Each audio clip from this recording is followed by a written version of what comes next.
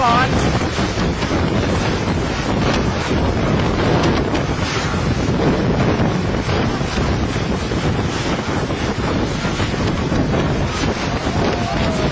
โอ้ลมแรงมาก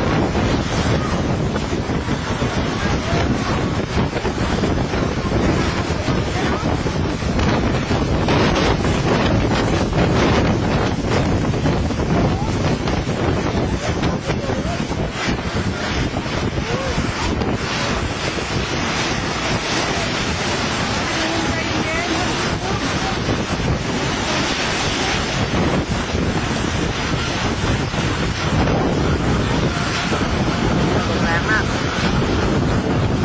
นี่อนุสาวรีย์เซนตูรี่ครับ